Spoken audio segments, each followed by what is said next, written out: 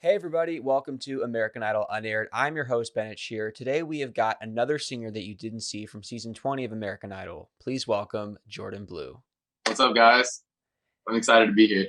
I'm excited to have you, man. I've heard so much about you. And please give us that full introduction that we didn't get on American Idol. Absolutely. Well, thanks, Bennett, for having me. I'm Jourdan Blue. I am 20 years old from New Orleans, Louisiana, and I didn't get aired on American Idol, so that's that's my thing. But no, yeah, I've been singing for a while since I was a little kid, but I didn't really start taking it seriously until about maybe a year or two ago.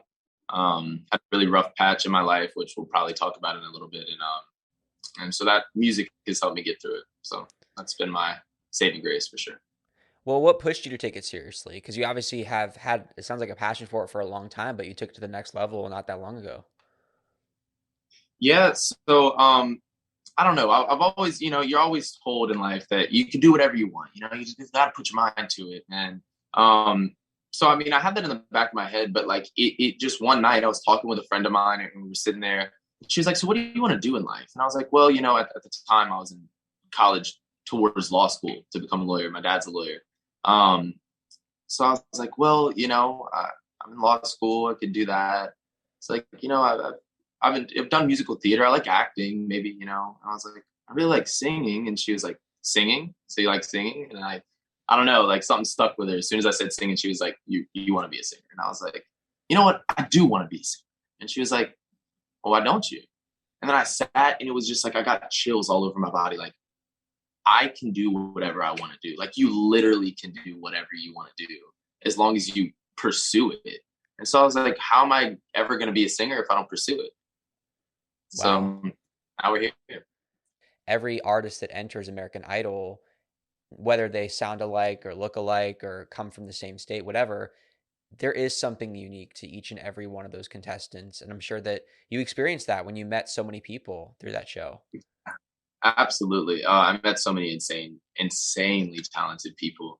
Um, yeah, everybody's got their little quirks, their little differences, how they do their music, how they perform. It was insane seeing some of the people up there. Yeah, everybody's different and everybody's got their little thing going for them. So, Yeah. You probably wouldn't have expected all these years ago that you would be on American Idol because you oh, were not even pursuing a career in music. And then there you were on that stage. right. Yeah, and it was so weird too because so I sing at church, right? Like I've been singing at church for I mean about a year and a half, maybe two tops. And so I've been singing at church and it's crazy getting up on that stage and have nerves like just so much. I'm like walking back and forth, pacing back and forth, taking deep breaths, like, oh my gosh, please don't let me mess up. Like, God, please let this go well. And then I got up on the stage in American Idol and I just felt like I was at home. There Mm-hmm. were almost little to no nerves. I got up there. Obviously, I was still just like, you get in there, everything's so bright. There's like a little bit of like an echo in the room, and like the judges are up on a pedestal. Like it literally looks like you're just in heaven looking at like three gods. And I'm like, this is so weird.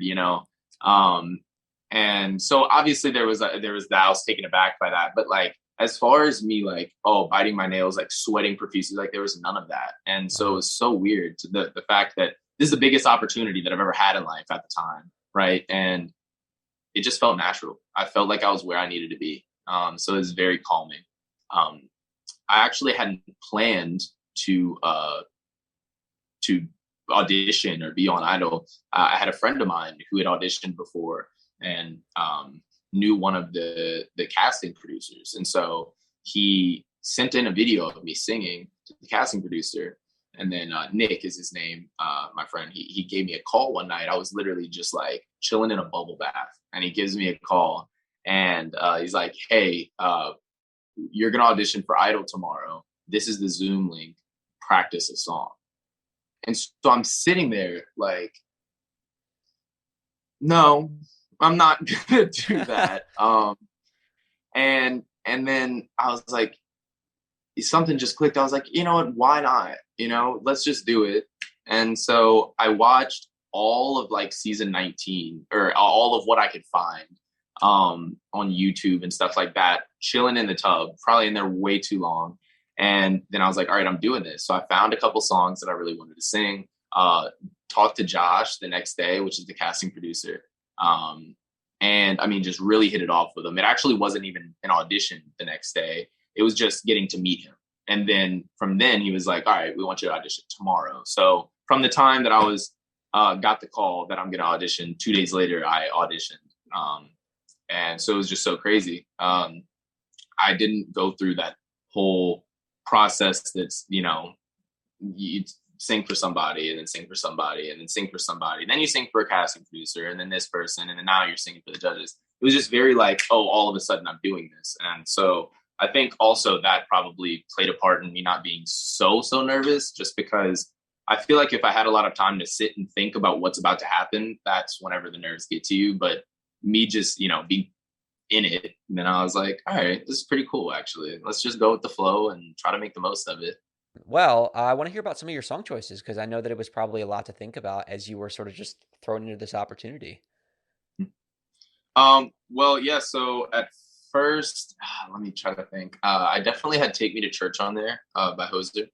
Um, that's one that I've always liked singing. Too Close by Alex Clare.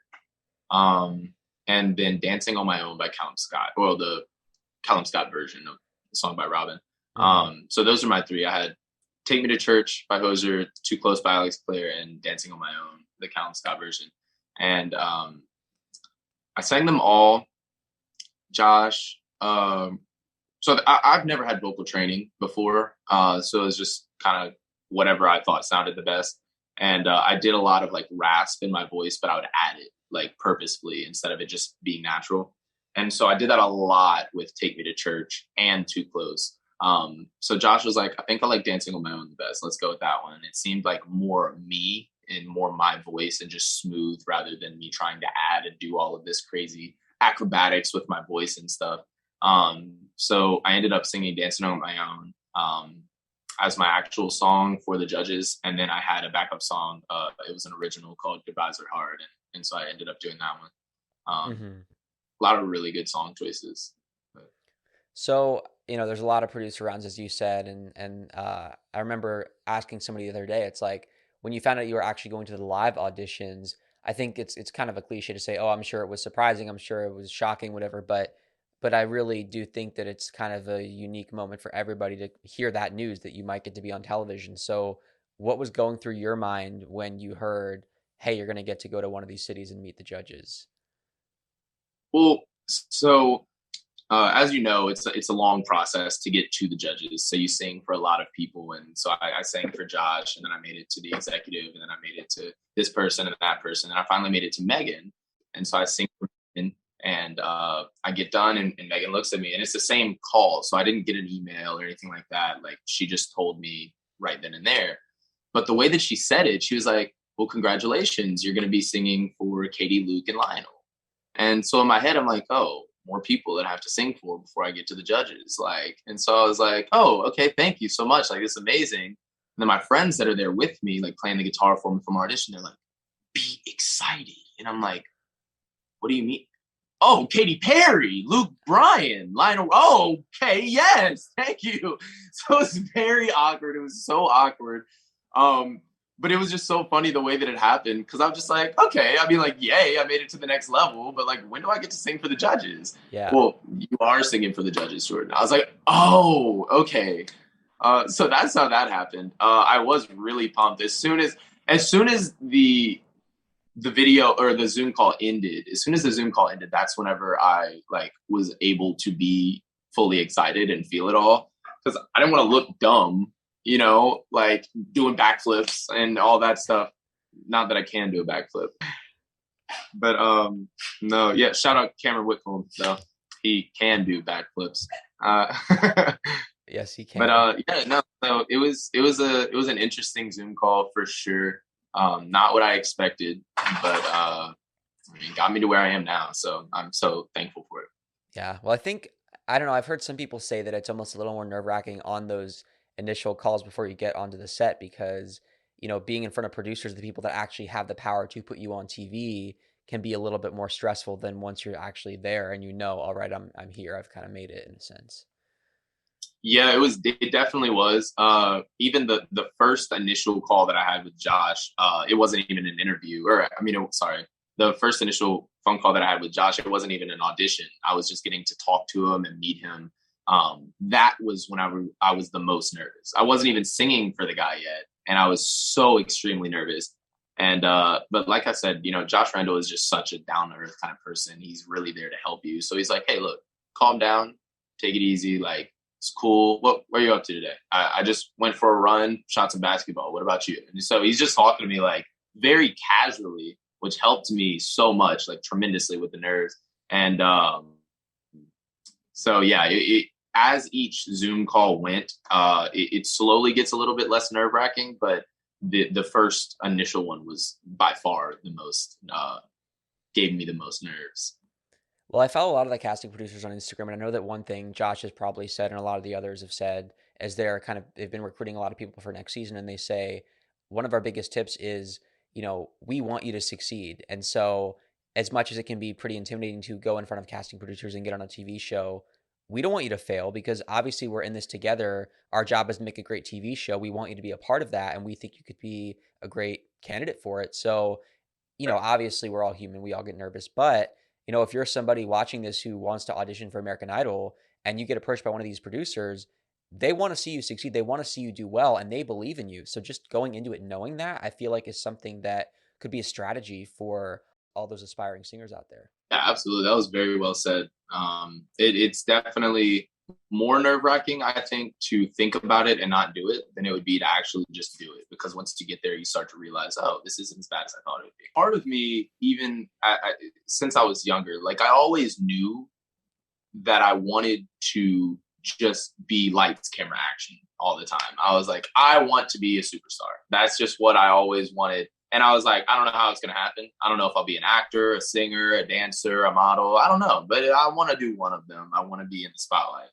And now as I'm growing older, I realize that's really not what I want to do. I just want to do music and put my music out there. But at the time, that's how it was. So whenever I was there, I was like, I'm finally here.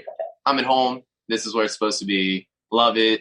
I feel like I was able to work and figure out how they worked with the camera and with the interviews and all that kind of stuff fairly well. So I was like able to pick up on it and like roll with it. And that's what felt the best to me because I'm just like, yeah, I'm really doing this, Yeah. Now, which city did you go to for your first audition? Austin, Texas. So I had Fritz and Noah was there too. Yeah, I had Fritz and Noah. Who else was there? Katira. Um, there's a lot more people who were there, but yeah, that was an amazing group. I definitely had more fun in Austin than I did in Hollywood. Just because like the initial meeting everybody, of course, but then also Hollywood was gruesome. It was a lot of no sleep and running off of fumes and coffee. But Austin, Texas, yeah, that was a dream come true. I'm a people person, right? Yeah. And so we're on our first Zoom call. We get to the hotel, and that night we had this long what do you call it? Just like questionnaire or something like that. And so it asks questions like, have you ever thought of hurting yourself or hurting others, or do you ever hear things that aren't there? Kind of thing like that, like a psyche eval. Yeah. And but they ask you a lot of the same questions, just worded differently, I guess, to try to make sure you're telling the truth or something like that. So they had one that was like, do you ever feel like people are out to get you? I'm like, no. And they're like, well, do you ever feel like you're being followed? And I'm like, no. And then I answer a bunch of questions, and it's like, all right, well, do you ever feel like someone is out to get you? And I'm like, should I be worried about this? Like, and so, but we're doing the psyche eval, and we're all on one big Zoom call. And they ask us to mute ourselves so that everybody can do their thing without being disrupted by everybody talking. And so I get done with mine, and there's still a majority of people are on there. Or actually, I think I'm close to done. I haven't even finished yet. But I unmuted myself real quick, and I was like, hey, yo, so pool party after this eval, meet down in the lobby, go out to the pool, So everybody's like, yeah, we're going to the pool. And like everybody's talking on the psyche eval. And so we get down there, and that's where I met Cameron Whitcomb. Who else did I meet? I met Miles Maestro, and a couple of other cool people down there. And so ended up doing that, and I got everybody's Instagram and everybody's Snapchat, and we all made a group chat. And so that's how we were able to communicate and stuff like that. And so that's, yeah, we all just really hit it off then. And we would have singing around the pool, singing around the, little fire thing or whatever, fire pit. And so it was amazing. Everybody had their time to shine, get up there, sing a couple songs. Everybody was so supportive. Like, absolutely. I felt like, what am I even doing here? Why everybody else is so good. I should just go home right now. But it was such an amazing experience. I have so many videos on my phone that I will never delete. I mean, like, my best friends to this day are people that I've met on Idol. We go and we hang out in Nashville, and we'll get an Airbnb, and we'll just jam, make music, learn from each other, make content to post on TikTok and Instagram. And then just go and kick it, like, get to just have a drink or go and do whatever, go bowling or shoot some pool. It's amazing to just, one, be with friends who are always, I guess, musically involved and inclined and stuff like that, so that you could just do music whenever. But then also still have a best friend that it doesn't always have to be music. We can go out and do something else and just like friends. But I still talk to a lot of people every day. Hazy, Colby Cobb, Corey Curtis, Jourdan Chase. We still talk almost every day. Maurice the music. Maurice lives in New Orleans as well, so I get to hang out with him a lot. I'm sure that at some points when you're hanging out at the auditions and they have to pull you away to go do interviews, it might be kind of like taking you away from the party. Like, you're talking to everybody, and then it's like, we got to get an interview, we got to get B-roll, and you're like, but I want to talk to people. Did you ever have that feeling? Yeah, that's definitely how I felt. Getting pulled away to do B-roll or interviews or anything like that. I'm like, well, all right, this is cool and exciting. But I want to be with my friends. Why don't you just interview us out here? Something like that. But then also when everybody else would leave, they would call Fritz or something like that to go do an interview, and we'd all be sitting there like, oh, I wonder what's happening right now. Like, I wonder what they're talking about. Like, do you think it's like he's nervous in there? Like, so it ends up like the party is now talking about the interview and all this stuff. But yeah, it definitely, we created such a bond that, I mean, we'd stay out till like 2 a.m. knowing that, or not stay out, but we'd stay up until like 2 a.m. just jamming and singing and stuff, knowing that we had to get up at like 5 or 6 the next morning to start getting ready. But every minute of it was worth it, 100%. The fact that you kind of always wanted to be around cameras, or you didn't know what it was you wanted to do, but you wanted to be in the spotlight. So the fact that it was your moment to talk about yourself and just that interview process before you even got to the judges, how'd you feel about that? Because it wasn't performing, but it was, I guess, opening up on a personal level, and yet there were cameras around. So how did you feel in that environment? I realized that I'm not as good at it. I'm not as good at it as I thought I was. So I'll get up there and I'll do an interview, and they'll ask me a question. I've probably already done this to you, but they'll ask a question, and then I'll like tell a 30-minute backstory and then forget what the initial question was, and then not even answer it. And so they're like, that was great, but like, what time did you get up this morning? That's all I wanted to know, And so I'm like, 5, sorry. It was still an experience. I loved every minute of it. Just realized, not my forte.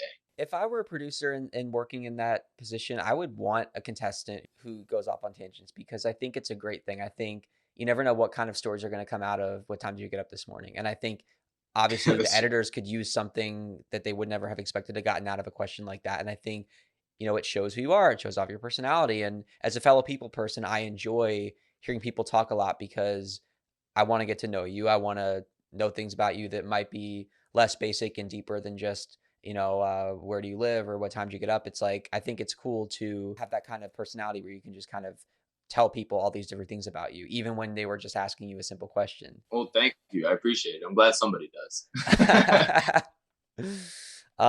So what day did you get to go in front of the judges? I believe it was day 3 that I auditioned for them.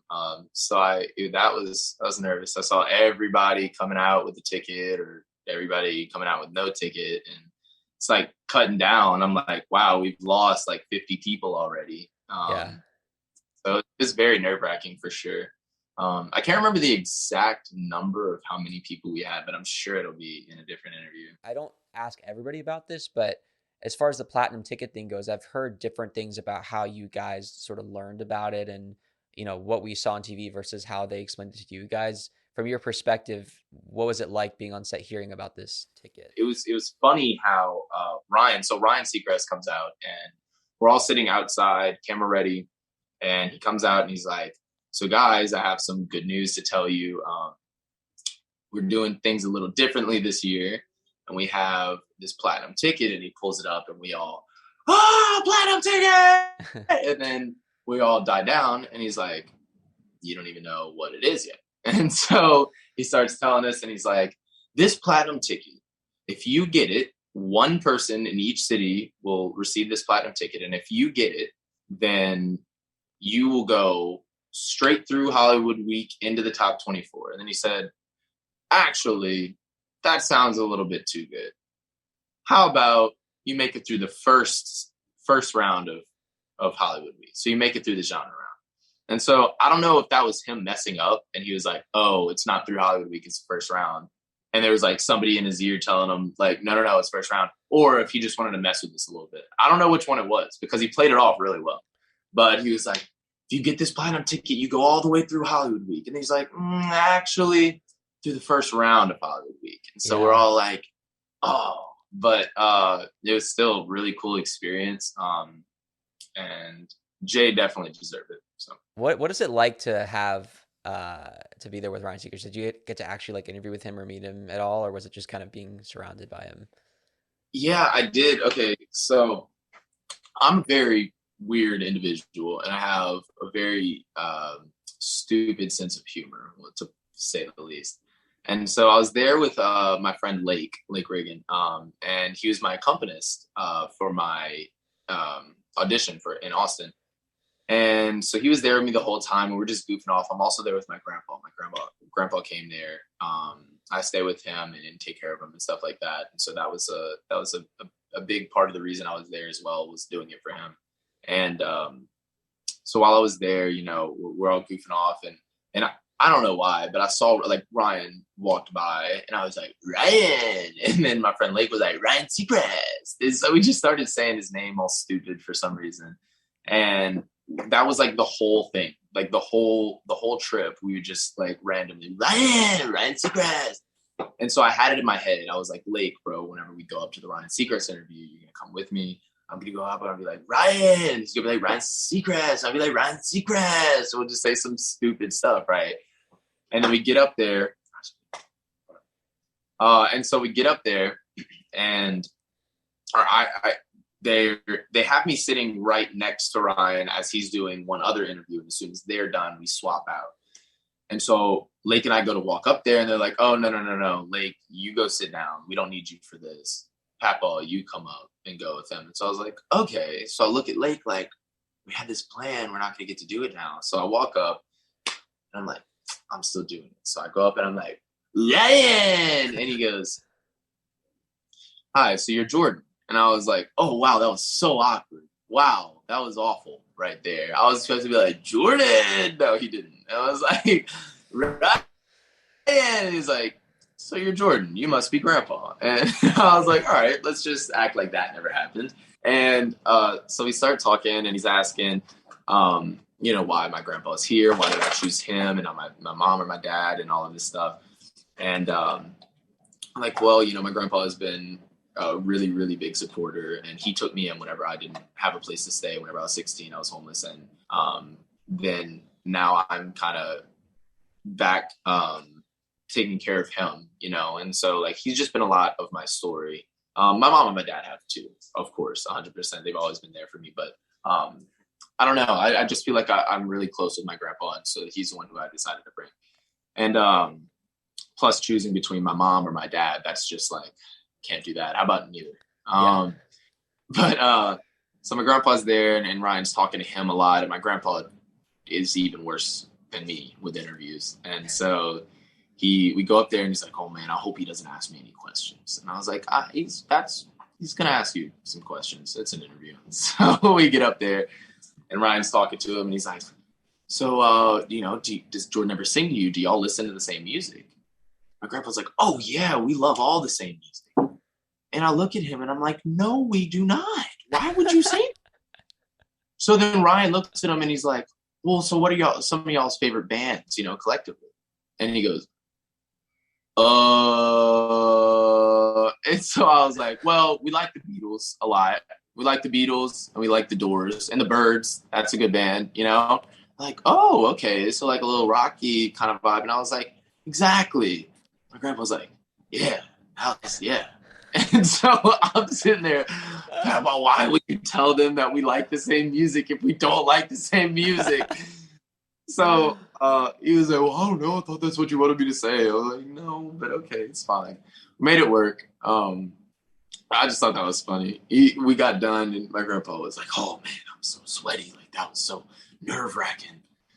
But we got through it, and it was a story that I could tell. So it was a good time. If your grandpa hadn't been there, if you were there alone and you were asked what are your three favorite artists or bands or whatever, what would be your answer? I mean, who are your probably favorite artists at the moment?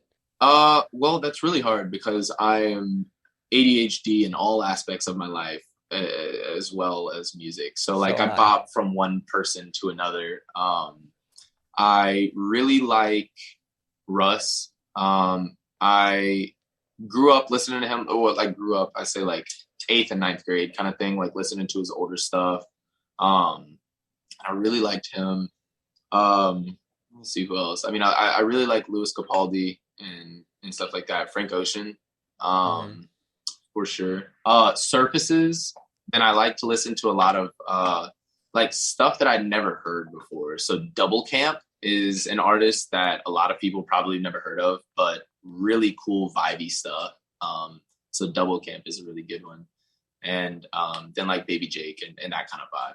Do you know Wave of You by Surfaces? Yeah, absolutely. Cause so I was in I was in my I was like in the pool one day with my girlfriend and she had like a speaker outside in her house and I heard the song and I was like that sounds like Khalid and I was like I have to go out and Shazam the song. I have to get out of this cold water and get Shazam because I need to know what the song is. I was surprised because I was like all I knew by Surfaces was Sunday Best and then I'm like that's Surfaces, but I love that song. I think it's beautiful. I think the melody's fantastic. I think the lyrics are gorgeous. So that's probably one of my favorites by them. I really like that song a lot as well. And you actually just reminded me, Forest is another one that I really, really, really like. So if you like Surfaces, you should definitely check out Forest. He has a lot of really cool stuff. Still like the same kind of vibe. But yeah, and Khalid, by the way. I really like Khalid too. Yeah. But yeah, Surfaces, I definitely heard Sunday's Best first.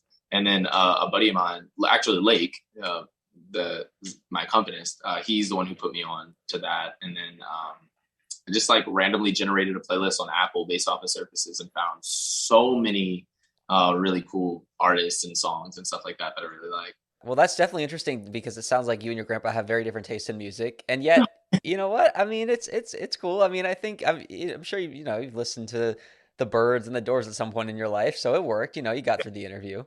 I listen to all types of music. The only thing that I don't really listen to is like heavy metal, like screamo kind of thing, and that's really about it. I listen everything from country to EDM to pop to soul, R&B, rap. As long as it's not like then Yeah. like I like it. So was the Ryan interview like immediately before you went into the judges' room? Actually, no. I don't even think it was the same day. I Oh, could be wrong, but it was not. I know it wasn't right before I went into the judges' room. It was I think the day before. I think it was like day two. I auditioned with him, or sorry, I think it was like day two. I interviewed with Ryan, and then day three is whenever I auditioned. well, when it was time to go in front of the judges, how are you feeling? Felt great. Just to like help. Like I said, I wasn't really nervous, but like I felt them like starting to bubble up, and so I'm sitting there waiting for somebody to come out for me to go in. And so I just start talking to the camera guys. Like there's some camera guys out there. They're just like talking. And so I start talking to them, asking how long they've been doing it, what they've been up to, try to take my mind off of what I'm doing. A big problem with me is that I'll forget the lyrics, which almost happened in Hollywood. And so I'm like, I know the lyrics. I need to stop thinking about it because if I overthink it, then I will just completely forget and not be able to get through it. So I just do other things and not think about it, and it ended up working out. I go in there, I walk in the room, and bright lights. They're all like up on a pedestal kind of thing. That echo, and it was just like it felt. I'm like, it feels like I'm in heaven right now. Like this is so weird. But it was a great experience. The echo messed me up a little bit. Like threw me off. I wouldn't even say messed me up. It threw me off a little bit, but I got through it, and it was a story to tell for sure. So when you first walk in, is there much of a conversation going with you and the judges? Yeah. I'll tell you about it a little bit after this, but there's some stuff that went down in there that was kind of like don't want in the interview, but still like Okay. should be told, But yeah, no. So I walk in, and Katy Perry, I'm like, "How are y'all doing?" And Katy Perry is like, they're talking. Well, all right. So I walk in and I'm like, "Hey guys, how are y'all doing?" and everything, and they're just all like talking. Luke is laughing, and Katie's like looks mad, and like Lionel's like, "What's going on?" and all this stuff. And then Katie's like, "Well, I don't know about you, but I'm about to file a restraining order on this mother." And then like actually said it, like MF, and pointed to Luke Bryan. And I was like, Katy Perry just cursed at me. Like, what? And so I was like, well, my dad's a lawyer if you need him, so you file a restraining order. And then she was like, yeah, I'm gonna have to get with you after about that, like whatever. So that like kind of broke the ice a little bit. I was like, okay, well, they're just people too. And then she asked where I worked, and I told her that I worked at a haunted house. And so that was the biggest thing that they wanted to like, oh, haunted house guy. He can be crazy, So I remember one time in Hollywood for Genre Round, they had us all sitting outside. They had us all sitting outside by the pool in a little circle. And they mic'd me up, put me around the corner, and they were like, all right, everybody's talking. We're going to tell them just to talk about what they're doing and just have normal conversation. You are going to come around the corner and scare them. And I was like, okay, I don't know about this. And they were like, no, we want you to do it. I'm like, okay, fine, I'll do it. So they mic'd me up. I was like, just give me like 5-10 minutes to like get into character. They were like, yeah, we don't have 5-10 minutes. The sun is coming down. Like, we need to get this now. So I'm like, what do you even want me to do? How do you want me to scare them? They're like, that's your job. I don't know. So I'm sitting there like, oh my gosh.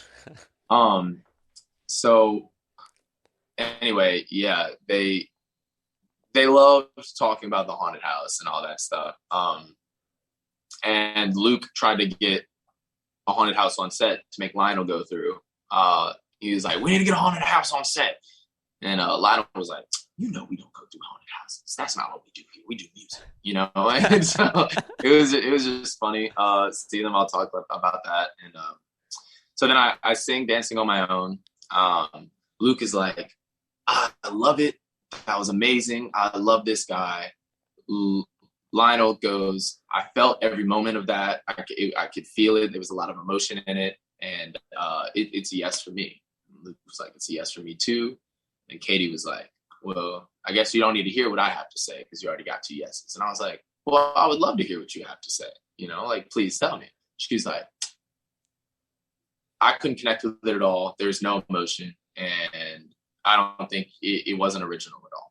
And I was like, okay, cool. Well, that was like the opposite of what Luke and Lionel just said. But I was like, well, I want to like, sing something. Can I sing something else for you? She was like, do you have an original? I was like, yeah, I have an original. Lake's right outside. I'll get him to come play guitar for me. And I'll sing it for you. I hope you like it. She was like, acapella.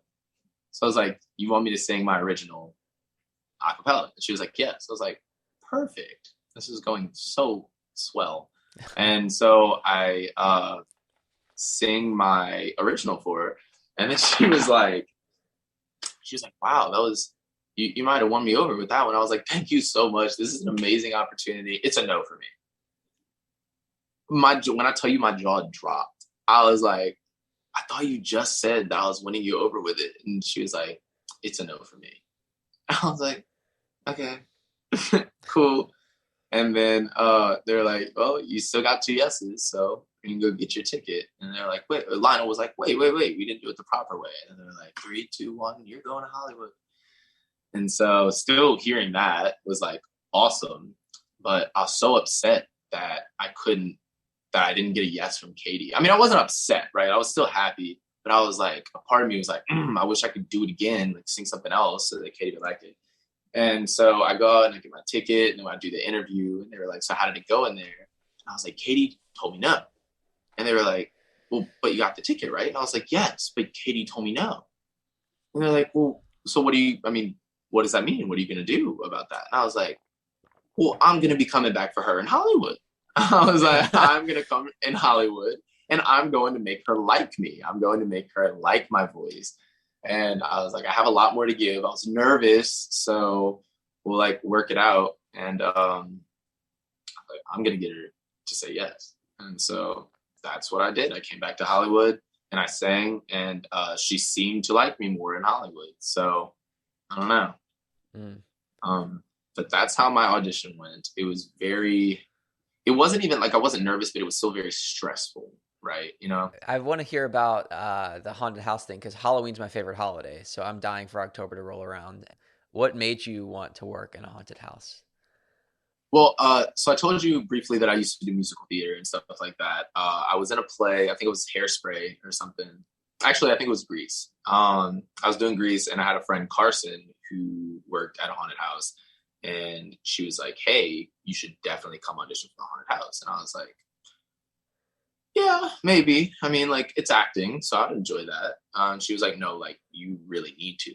Like, I'll come pick you up in a week. It's the auditions. I'll come pick you up in a week and we'll do it. And I was like, all right, maybe. And then every day we're, doing rehearsals for the show. And she was like, I'm picking you up 6 days. Next day, I'm picking you up in 5 days. Next day, picking you up in 4 days. I was like, all right, fine, I'll do I it. get it. Yeah.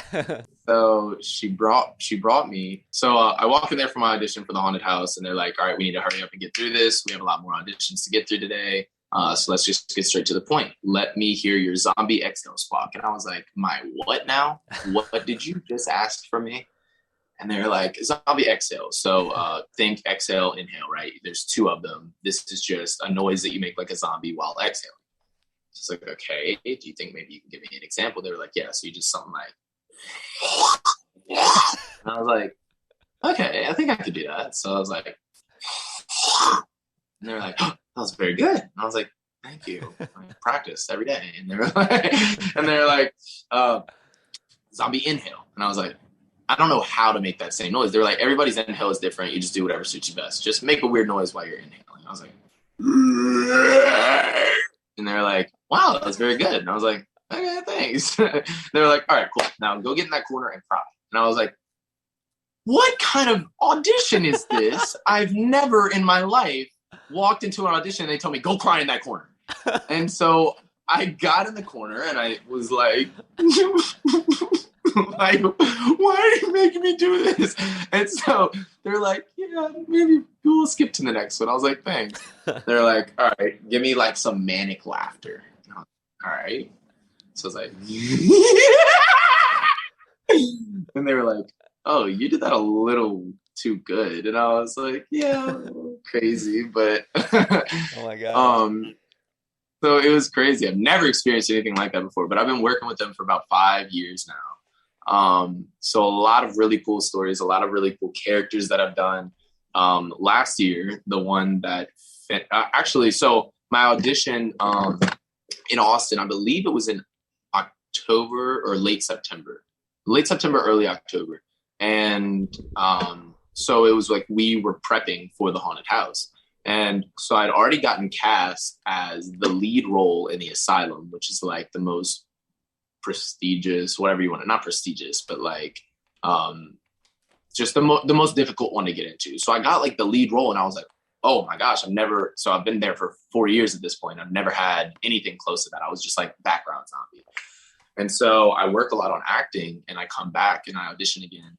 And they said that I just blew them away. And so they gave me the lead role and I was like, this is so exciting.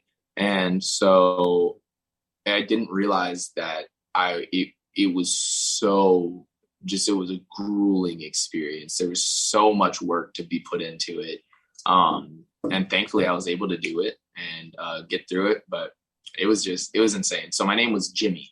I was Jimmy, and I was an insane asylum patient running around and crawling through the vents. And I had been missing from the Risewell Asylum for I think like maybe 2 months or something like that. And it was just because I was crawling through vents and I found a room that nobody else knew about. It wasn't on the blueprints. And so it's just a cool, like, nice story that they give and everything like that. And then I had a victim in there that I would like kill over and over again.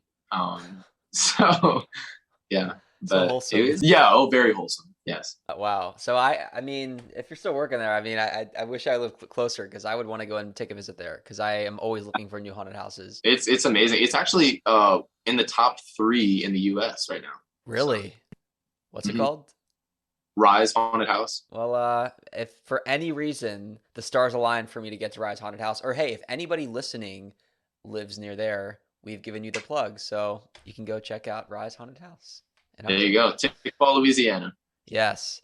So, all right. So anyway, so hopefully you will get to the point where Katie thinks that your performances are hauntingly beautiful. We'll find out as we continue to talk about your Hollywood Week experience. When you got there, do you have any first memories of just arriving at LAX and seeing people that you know or meeting new people? Oh yeah, I met Dan Marshall whenever I got there. We were both getting off of the plane and getting our bags, you know.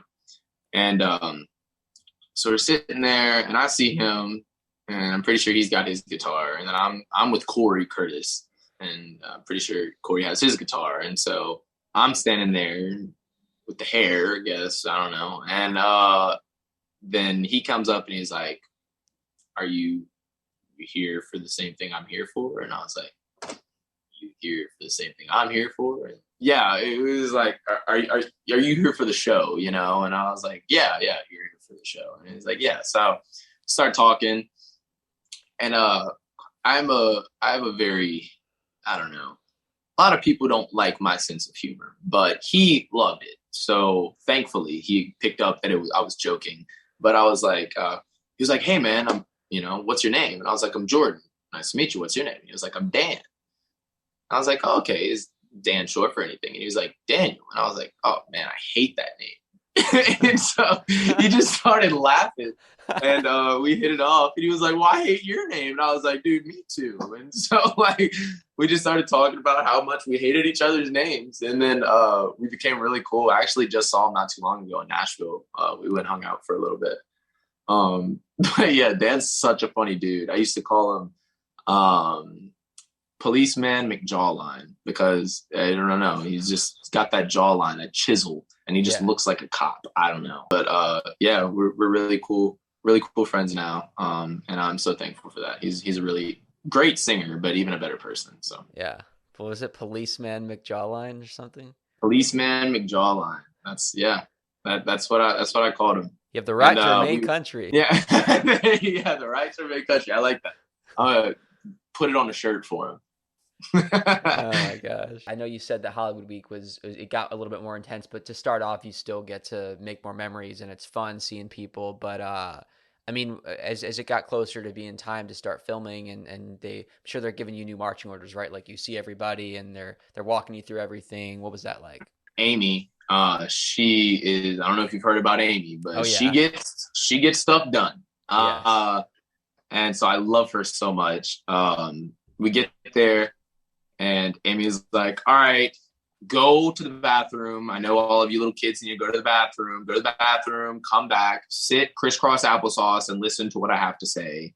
And then she gets through everything that she's saying and she's like, all right, you're all going to go get checked in. You're going to do this, you're going to do that. And then you're going to meet back down here for this time. And she's like a drill sergeant, the way that she like gives orders, but it's like what is needed with, I know if it was a bunch of me's, like a bunch of Jourdan blues sitting there, definitely need a drill sergeant to get through, you know. So she did amazing at her job. She just like gave us all the orders and all of this, like got through it and did what we needed to do. Hollywood, I believe we were split up into two hotels for the very beginning. Um, if I remember correctly. I think we were split up into two hotels for the beginning. So we had like half of them at the hotel I was at and half at the other hotel. And then the second day we all merged into the same hotel. Um, but yeah, I mean, that was, my memory's not the best on everything. It takes something to jog it sometimes, but that was about it. I'm curious if there are any other things that stick out about like once you got to the hotel, if there were any other people that you met for the first time. I do remember whenever we made it to Austin, the hotel, before we had even checked in, we all had our suitcases in the lobby. Noah Thompson and Hazy ended up singing together. Hazy was playing guitar, and I think it was a Chris Stapleton song, and I have it still. I recorded it.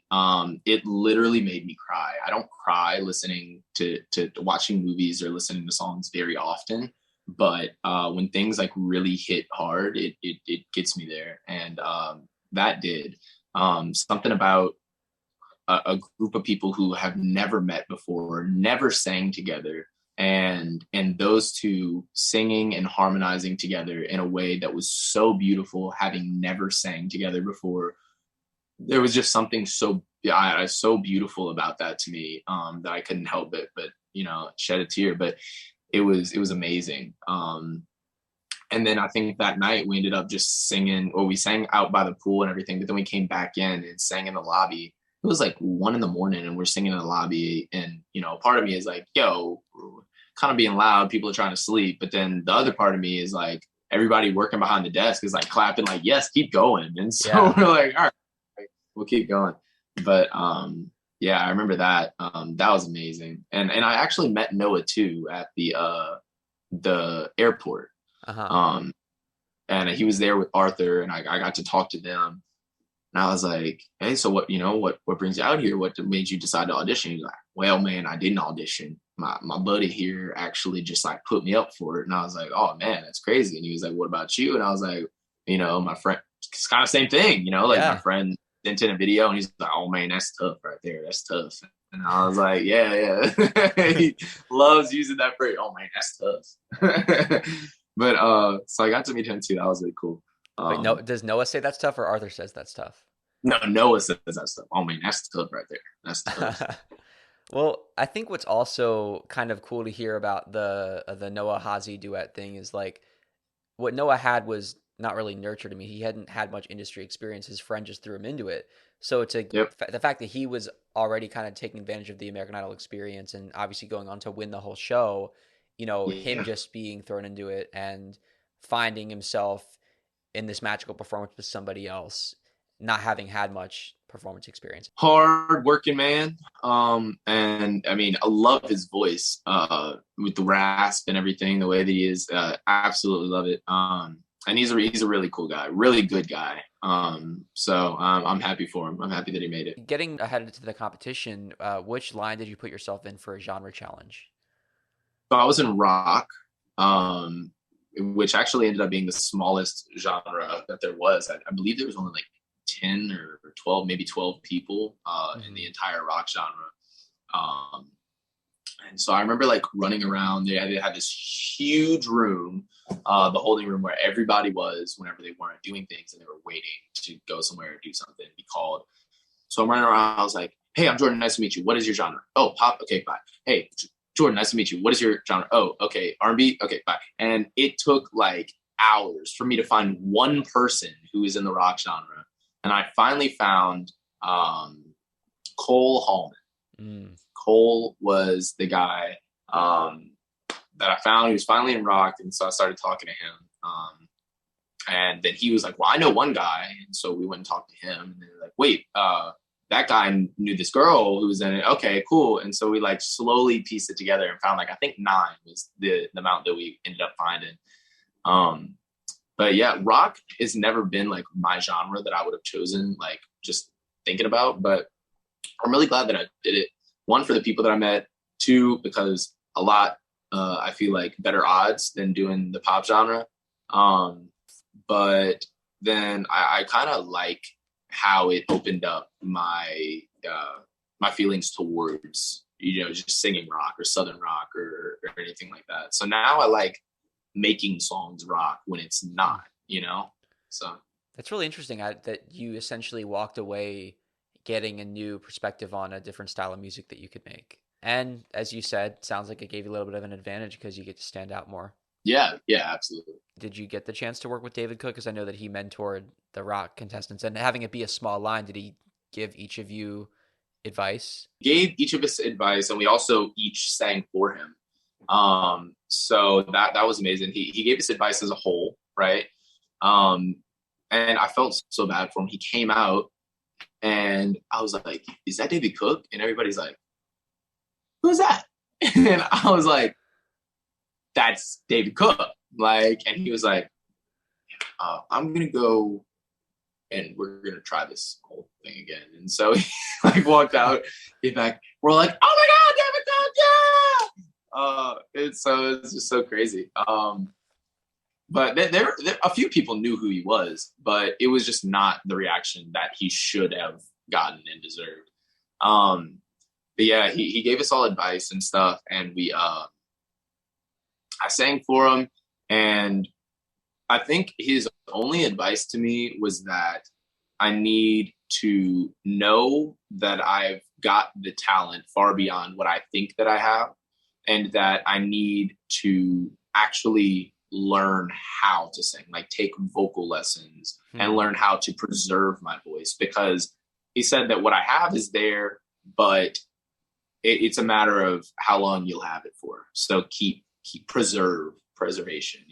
I still have not taken vocal lessons yet, but I actually I can't talk too much about it just because it's still like top secret kind of thing. But there's this gig that I have coming up in LA. And I met two really, really, really good vocal coaches through that. And so now we're like talk every day kind of thing, like good friends. So I get to do that now. And I think they're actually going to provide vocal lessons for that. So I will get experience eventually, but I still have not taken vocal lessons as of now. For the actual performance, what song did you end up singing? So for the genre round, I sang Make It Rain, Ed Sheeran. I think it's actually a Vance Joy song, but Ed Sheeran did a cover of it. That one's really cool. I never even heard of that song, but Hazi told me that I should sing it. We were FaceTiming one day after Idol, and he was like, "You should definitely look into Make It Rain." And so I listened to it, and I was like, "Oh, absolutely. I'm singing this song." And I loved it. The judges didn't give immediate feedback, but ultimately, how did it go? Yeah, I mean, I think it went pretty well. I feel like at that point, Katie was like, "Okay, I like what you're doing. You still, are kind of all over the place. You need to like confine it and do things purposefully instead of just going up there and whatever happens. But I see your value. I see what you got. So come back and show me what you got." And so it's kind of like, yeah, you're safe, but like you don't let your guard down right now. Like keep being persistent. And so I got through genre round, and that was so crazy. If I remember correctly, I believe that's whenever they did the shot, they have us all standing a couple feet apart, right. And then they just have a that just goes over our faces like that. And so I have this stupid thing on my phone that I still have not taken off yet, but you can make it say things whenever batteries are at certain percentages. So whenever my battery gets under 20%, Siri goes, "Stick that charger in my butt." I happen to have my phone in my back pocket while we were doing this part right here. And it goes off, "Stick that charger in my butt." And the guy next to me, I cannot remember his name. He was one of the minors who were there, but he looked like he broke character. It was like, what was that? Like, what? And so I'm sitting there trying not to laugh. Camera's about to go over my face. I'm like, so yeah, that happened. Thankfully the judges didn't hear it, but Oh, so it's in your pocket, so it's like not loud enough for the whole theater to hear. So it's not like some humiliating like pants falling down on stage kind of thing. It's just like a low key kind of thing. Right. Well, yeah, I think that at least the two or three people next to me on stage heard it, but Right. like, yeah, no, it didn't go out into the audience or anything. I didn't have the mic like in my back pocket with it, so it ended up it was all right. But Is this an app that you download or is it some kind of it's hack? already on your phone. It's the What? Shortcuts app. Oh my God. This is Yeah, you revelation. can do. I also have anytime I connect to my Bluetooth speaker, it texts my friend, "Hey man, I just connected to Bluetooth." Just because, why not? And so he gets so aggravated. I'll connect to Bluetooth like 3 or 4 times a day, and he's like, "Bro, take it off. Stop texting me. I don't care." So, but yeah, you can do a lot with that app. You can actually, if you want to text somebody, like, so say it's like 2 in the morning, right? And you want to text your mom something, but you don't want to wake her up. You can set it to text her at 8 or something like Yeah. that. Okay. So it's a Wow. really cool app. Hmm. Yeah. I was in a classroom one time in high school and a kid's phone went off and the ringtone was like a voiceover. I love the smell of kicked ass in the morning and the kid's face just went completely. I felt so bad for him. It Red. was so funny, but it Oh, happens. it does. It happens. It's happened. The same things happened to me sitting in a coffee shop, dead silent. And I just got up and left. I couldn't be there anymore after Ah, wow. that. It's fun to look back and laugh on these moments. Oh, absolutely. Yeah, yeah, for sure. I'm glad that I have the stories to tell. I Yeah. feel like that's why it happens. Mm-hmm. Who did you get paired with for duets? Dontrell Briggs. I love Dontrell. We were in Austin together, so thankfully I had the luxury of having met him already. And I'm also God centered. He's a God centered person. And so I really, really like that about him. It was like 11 p.m. that night whenever we picked out our song. Maybe before that. Maybe it was like 9 or 10. But we pick out our song late that night, and then we have to be up. But I think we'd like down in the lobby at like 6 or 7 or something like that. So I'm waking up at 5. Right. We are practicing and doing interviews and all that stuff late that night. Some people didn't get back into their rooms until like 2 or 3 a.m. I knew the song and I practiced it with Dontrell for probably about an hour or two. I felt comfortable with my part, and Dontrell was still struggling a little bit. And so I was there and I was trying to help him through it. I was like, maybe we could write it and maybe we could switch. Let's switch these parts. I'll do harmony and you do melody kind of thing. Just trying to make it work the best way that we could. His biggest part was the lyrics and forgetting the lyrics because I mean, dude can sing. We got up there and like we got through it. We both did really well on it. Um, but he still did flub a little bit. And so obviously, like whenever you're Katy Perry and Luke Bryan and Lionel Richie, you're gonna know if somebody messes up. And so Katie was like, "Well, I'm gonna go ahead and guess that Jourdan picked the song," and she was talking to Dontrell. He's like, "Well, actually, we kind of both agreed on it. I didn't know any of the other songs." And she looked at me. She was like, "He didn't know the song at all." And I was like, "He knew the words "I am titanium." That's the only words that he knew from the entire song. And so she sat back and she was like, "Okay." She was like, "So how long did you practice last night?" And we were like, "Well, we didn't get back to the room until probably about midnight." And she was like, "Really? What time did you wake up?" We were like, 5. And she was like, "So you got about 5 hours of sleep, and this is what you gave me, Dontrell, after having never listened to the song before." He's like, "Yes, ma'am." She was like, "I'd say that that's pretty dang good." And so we both made it through. And I think that if they wouldn't have known that he didn't know the song, he may not have made it through. But I was like, and Dontrell wasn't even like, he like, I can't even remember how it went down, but like, I just remember that he wasn't like pushing it very much. He was just like, whatever happens, happens. And I'm like, no, like this man learned this whole song last night. Like he had never heard it before. He was struggling with the harmonies, and we found it. He drilled it until we got it. And Katie was like, "All right, well, that's all I need to hear." And so we both made it through. Hmm. Wow. Do you guys perform like only like a verse and a chorus and a bridge, or do you like perform the whole song when they edit it for TV? Yeah, no. So they tell you, again, my memory with the fine details, but they tell you that you can only have this many minutes or this, however long. So like a minute and a half or 2 minutes or something like that. And it can't be any longer than that. So I think we sang verse and chorus. and I think that was it, if I'm not mistaken.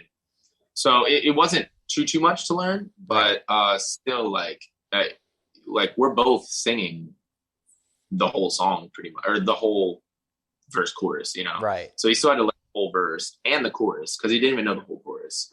But Was it a slowed down version? Because obviously the original version couldn't be replicated unless you had a DJ get David Guetta to show up to American Idol. You can't, or you'd have to be running up on stage, dancing, throwing your fists up, turn the place into a club. There's no way you did the original exactly, version. exactly.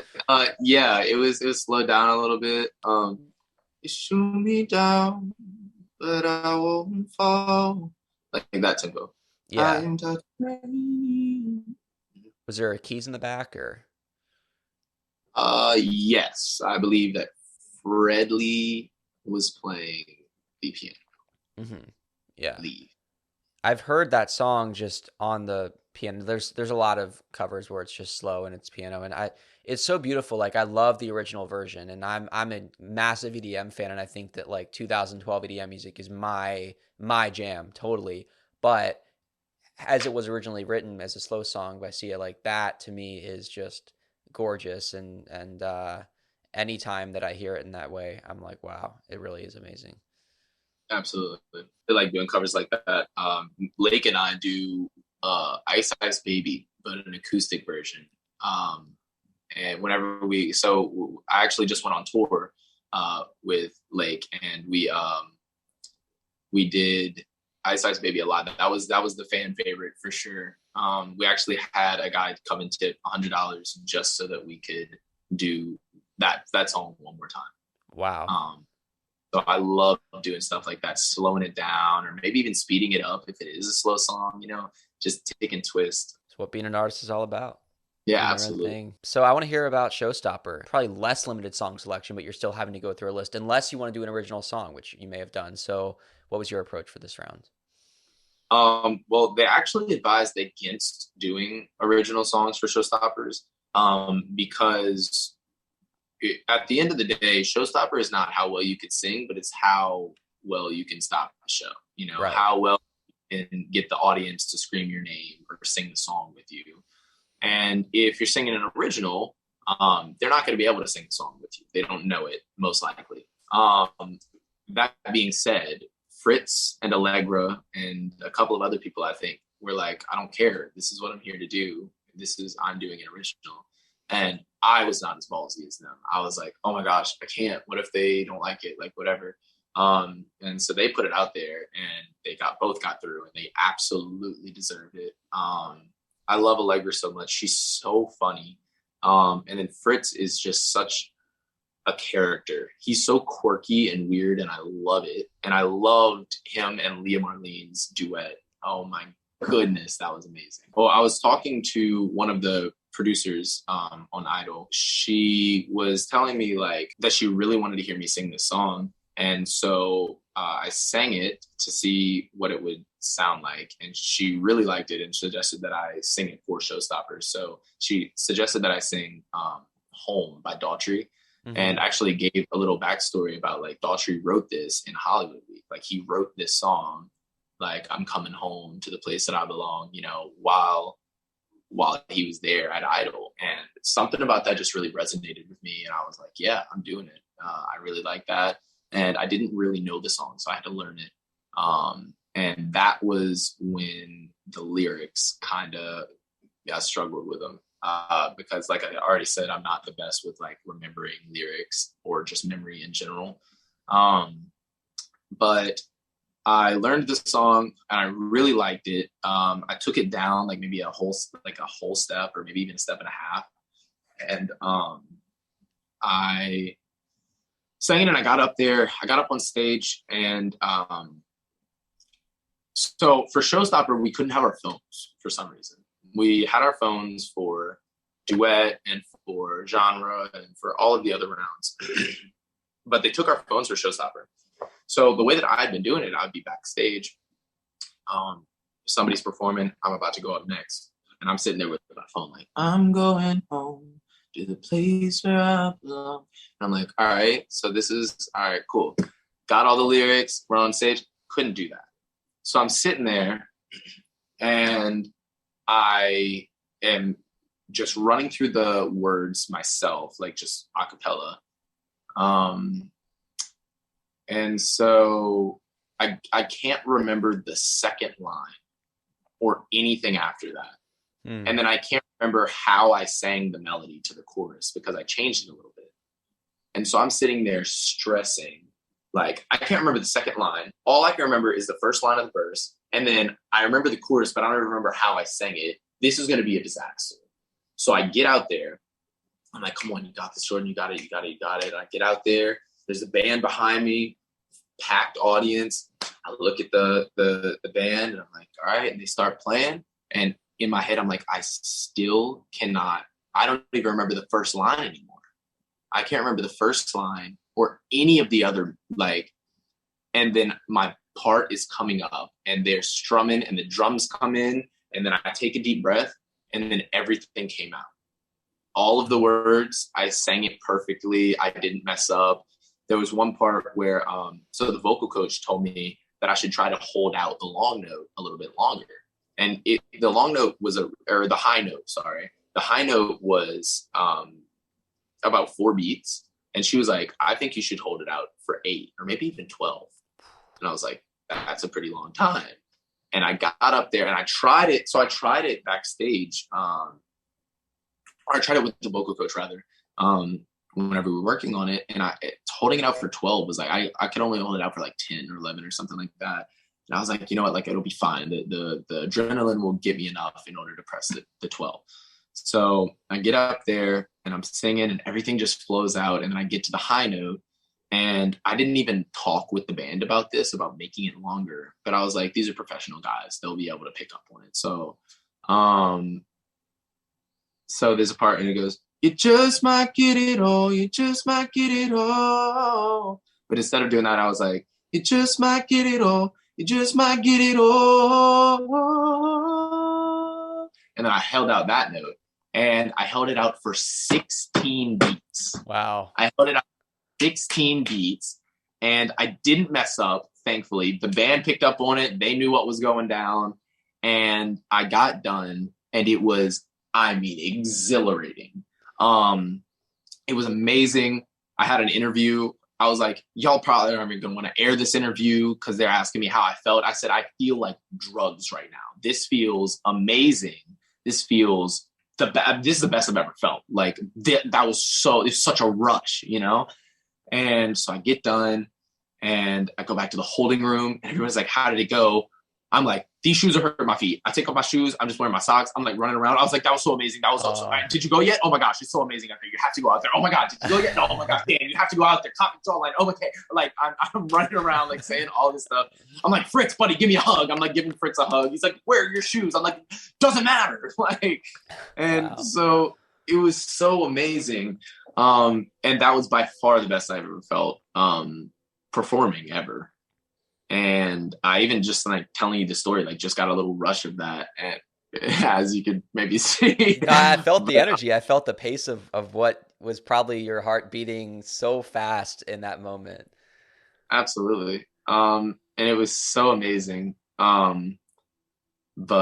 yeah, that was, I love Showstopper round. That was the best that I had felt about any of the other performances. Which is what made it hurt a little bit more whenever I got told that I wasn't in the top 24. But I mean, obviously, stuff happens. If I had made it in the top 24, I may or may not have been signed to that contract and not able to do this new exciting things that are coming up in LA soon. So I do think that everything happens for a reason. But that doesn't change the fact that I didn't get to go to Hawaii. Hawaii would have been a really cool time. Yeah. But no, everybody who made it in the top 24 absolutely deserved it.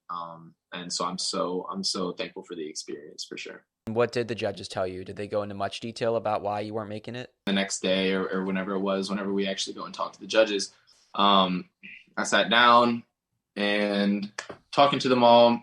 And Lionel was like, so how did you feel about it? I told him the exact same thing that I just told you. It felt like drugs. I felt such a huge rush. And so I was like running backstage with no shoes on. Like it was like I've never felt like that before. It was amazing.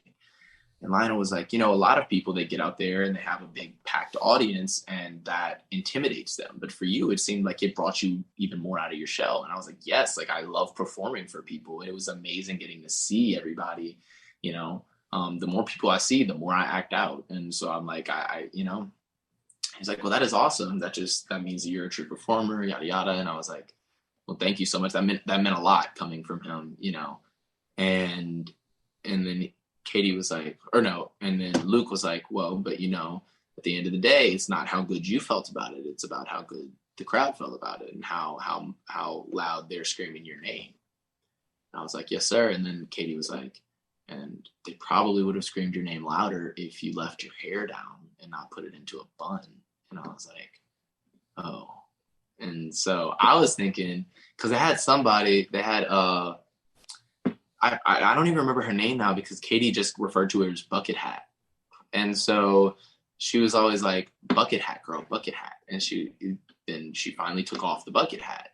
And they were like, oh my gosh, you're so pretty. I can see your face now. Love your hair. Why have you been wearing your bucket hat this whole time? And I was like, oh, well, if that's how she felt about the bucket hat, my hair covers my face the whole time. Maybe I should just put it up.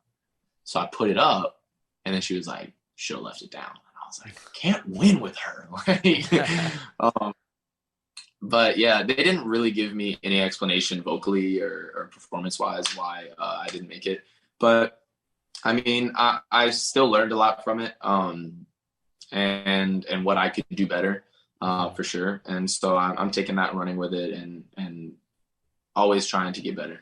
For sure. And it sounds like Luke didn't say as much. Yeah, I didn't really talk to them much, but they did whenever they told me no. I guess they could like see my face, like kind of sank. I got sad, and they all came up and gave me a hug, and we had like a group hug of all of us, and so that was cool. Have you been through sort of a journey as sort of like reflecting in terms of how you felt when you first got off the show versus where you are now, kind of emotionally and mentally?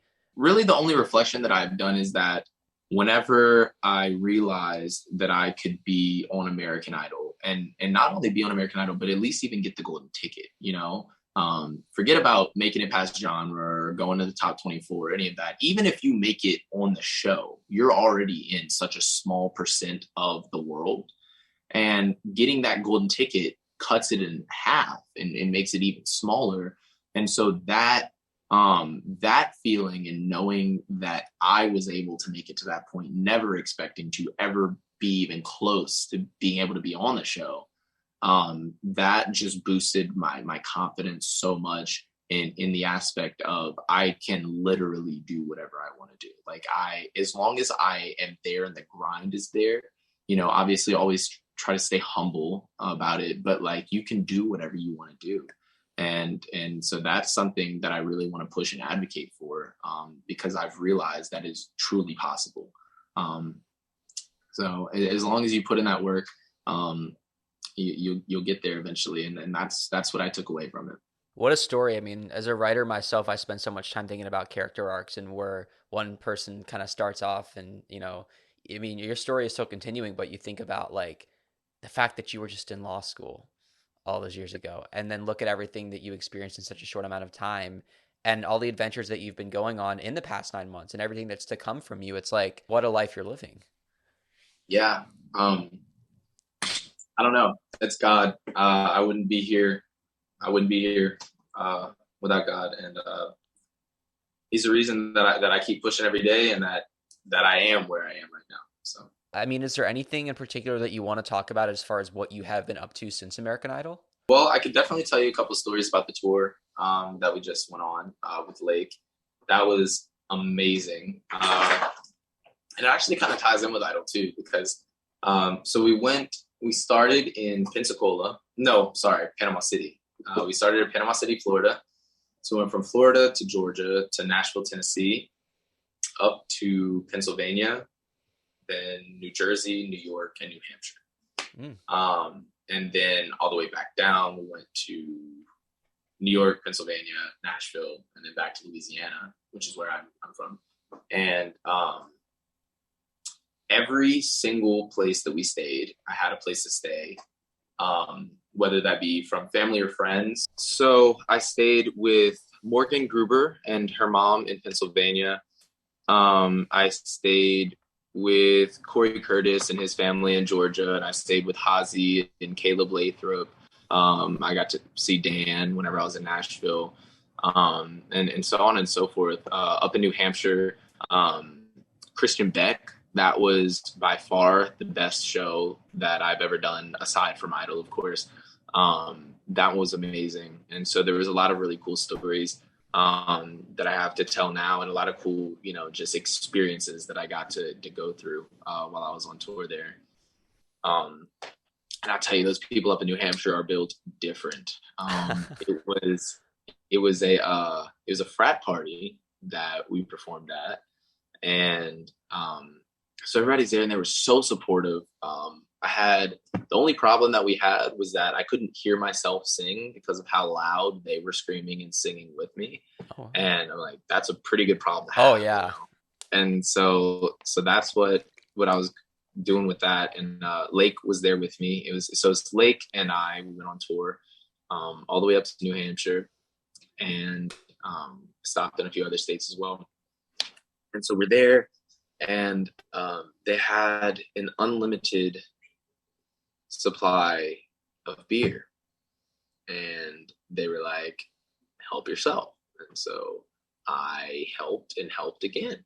And so we get up there and we get done and we run and we go to this other frat party, and they're doing some more music there. And so I'm feeling all the music. I'm loving it. I'm dancing. I do not dance, but I'm dancing my butt off. And so I look around, and Lake's gone, and Christian Beck is gone, and everybody just left. And so I'm sitting there with like a group of 4 people just talking that I met at the party. I call Lake. I'm like, hey, where did you go? He's like, well, we left the frat house, and then we left the second frat house, and now we're going to the house to go to sleep. I was like, okay, send me the address and I'll go there. He's like, I already dropped the location to you. I was like, okay, cool. So it's about 4 a.m. at this point. I check my phone, see the location, click it. It's about a mile walk, and everybody just walks everywhere down there. I'm from Louisiana. We don't walk. And so it's about a mile walk, and I'm like, all right, already just did New York and all that stuff. So, I'm used to walking by now. So I walk the mile, no problems, get back there. It's 4 a.m. I'm by myself. It's dark. And so I get back there, no problem. And then, I get to the house, we go lay down, we're all tired. Tell Lake good night, tells me good night. I have my couch, he has his couch, we're in the living room, we go to sleep. The next thing I know, it's like I'm dreaming or something, and it's like I'm just walking on the street, and the sun's about to come up, and I'm like, whoa, I stayed way too late. I need to go back to the house, and so go to grab my phone because I remember Lake sent me the address. So I was like, okay, click the location. Wait, I don't have my phone. Where's my phone? I look down, I'm like patting for it. I don't have shoes on either. Like, what is happening right now? Right? And then all of a sudden, about an hour later, I realized this is not a dream. I slept walk 1.5 miles from the house where I was staying. No phone, no shoes, no idea where I am, and had no idea how to get back. So I come to while I'm walking, and the sun's starting to come up now. It's probably about 6 a.m. I don't know when I left or what time or any of that. But I do know that I have holes in the bottom of my socks from how long I've been walking. And I have no way to get in contact with anybody. And I suck with directions, and I have no idea where I am. And so at some point, obviously, Sleepwalking me decides that it would be a good idea to go to sleep in the middle of the street. So I lay down in the street and I go to sleep. And then an old lady who's walking her dog, she has her, she's like, hey, you can't be there. Get up. I was like, okay, yeah, I guess you're right. So I get up. She's like, you need help? I was like, yeah, a little bit. What time is it? Where's the frat houses? She's like, well, I don't have a phone, but the frat houses are up there. She said, this isn't the first time you frat boys end up in this neighborhood. And I was like, well, good. At least it wasn't the first time. So I was like, she's like, up there, take a left. I was like, all right. So I start walking, I take a left. I'm like, this kind of looks familiar, but I still don't know where I am. So I fall asleep on the sidewalk again. Or this time it's on the sidewalk. And these two girls walk up to me, and like the sun is shining now. Like the sun is up. It is daytime. And I'm like, I may have gotten 30 minutes of sleep before I decided to get up and sleep on. Like, what am I doing right now? And so I these two girls come up and they like kind of nudge me with their foot, and they're like, hey, like, are you okay? And I'm like, I like wake up. I'm like, yeah, I'm fine. They're like, no, you're not. And I was like, I guess you're right. So they're like, where are you trying to go? Like, what happened? So I tell them the whole story. And they're like, all right, well, we're gonna stay with you until we get you back to where you're gonna go. I'm like, all right, cool. So they start walking with me, like, so what brings you out here? Does this look familiar? Does that look familiar? I'm like, yeah, well, I do music. No, never seen that before. They're like, okay, well, are you here with any of your friends? I'm like, yeah. They're like, well, cool. What's their number? I'm like, I don't know. They're like, okay, well, that's fine. It's fine. Oh, what's the address of where you're staying? I don't know. Okay. What frat was it? I don't know. And like, you're not being very helpful right now. I'm like, that I do know. That, yes, I know. And so we're walking and we walk for about an hour and a half, maybe. Then eventually all of a sudden I just remember, oh, there was a church. It's called St. Thomas. The church was St. Thomas. They're like, I know where St. Thomas is. Like, my cousin goes there. I was like, bring me. So we're walking and we get to St. Thomas. The frat house is right next to it. I'm like, yes, at least this is where I perform the show, right? It's not where Lake is sleeping. It's not where the car is. It's not where Christian is, but this is where we perform the show, right? So I'm like, somebody is going to be here. Somebody will have Christian's number. Somebody can help me. Thank y'all so much. She was like, of course, let me get your Instagram. Let's I want to make sure you find your phone and get back safe. I was like, thank you so, so much. I gave him my Instagram, climb in through the window, fall asleep on the couch. It's 9:00 at this point, 9:30, whenever I get to the frat house. By 1, I still have not talked to anybody, found anybody. And then all of a sudden, Christian Beck walks in. And I was like, thank the Lord. And he's like, oh, there you are. What you been up to? Why are you over here? I'm like, well, funny story. So I tell him, and he's laughing his butt off. And he drives me back to the house. And we walk in, and he's like, hey, Lake, look who I found. And Lake's like, bro, where have you been? And I'm like, you will not believe what I'm about to tell you. And then I tell him. And I was like, why weren't y'all looking for me? Like, it's 1 p.m. And he was like, well, dude, like, I was like, where did Jourdan go? He just left me because you weren't on the couch. But then I look down, I see your shoes there. Your phone is still on the couch. I'm like, clearly he didn't leave without his shoes or his phone. And I was like, well, that is a valid point. And so he was like, I just figured one of the frat guys like got up early and was like, here, bro, go take my bed, get off that uncomfortable couch. I was like, yeah, if only. So that happened. And I finally get way back. And the next day, I don't sleepwalk, and I wake up and I decide to go get some breakfast. Lake said he wanted to sleep in a little bit longer, so I just go get some breakfast. I'll walk to get this place called, I think it was Lou's or something like that. Really good. And the girl DMs me. She's like, hey, you never, let me know. Did you make it back safe? I was like, yes. Oh my gosh. Thank you so much for all of your help. I literally would probably be on the streets of New Hampshire right now still if you wouldn't have helped me. She was like, of course, I'm just glad you made it. She was like, maybe I can come and show you around the town. We could sunset chase or go swimming or something. I was like, that sounds awesome. So she comes and she meets me for breakfast, and then she's like, all right, I want to go swimming right now. Let's go swimming. And she's like, let's go wake Lake up. Lake's gonna come with us. We're gonna go swimming. I'm like, this is so weird. I just met you, but like, all right, it's fine. She's like, it's fine. Just like a quick little swim. It'll be nice and relaxing. Great. I was like, all right, I can use that. That sounds good. So she brings me to this place. We go wake Lake up. We go to this place where we're going to go swim. And we're in New Hampshire, mind you. And she's like, all right, so we're just going to swim. This is the Connecticut River. We're just going to swim across to Vermont. And I was like, from you want to swim from New Hampshire to Vermont? And she's like, yeah, it's not that bad. And I was like, okay, what part of a peaceful swim did you not understand? And she was like, oh, well, I've been a professional swimmer for 13 years. And I was like, yeah, You have. that would have been great to know. So Lake and I all from Louisiana boys. Okay, she's like, all right, we're gonna go 3, 2, 1, and we're just gonna cannonball in and start swimming. And I was like, all right. So we all jump in, and I'm like, what am I getting myself into? As I'm running to jump in, and then boom, we jump, we get in the water, we pop back up, and I hear Lake go, oh, because of how cold the water was. He was like, I'm awake now. I'm up, and I'm up. And so we're swimming and we're swimming and we're swimming. And she's like Michael Phelps in it. Okay. And I'm here doggy paddling.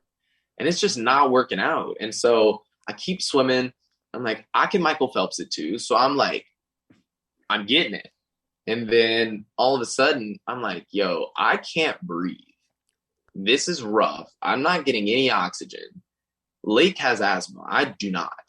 But Lake is like, all right, please calm down. Like you're like close to an asthma attack. Like I can tell. And then all of a sudden I'm like cannot breathe. And like I see Lake's face like get serious. And Lake is such a jokester. He never like, and so whenever I see him like, oh man, like this isn't good. Now I'm starting to freak out, which is causing my asthma attack to go even worse.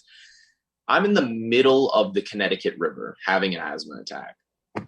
This girl, Alice, that just saved my life yesterday, is like, are you good? Or like, do you want to keep swimming or do you want to turn around? And I'm looking and I'm like, both of them are very far at this point. I want land beneath my feet right now.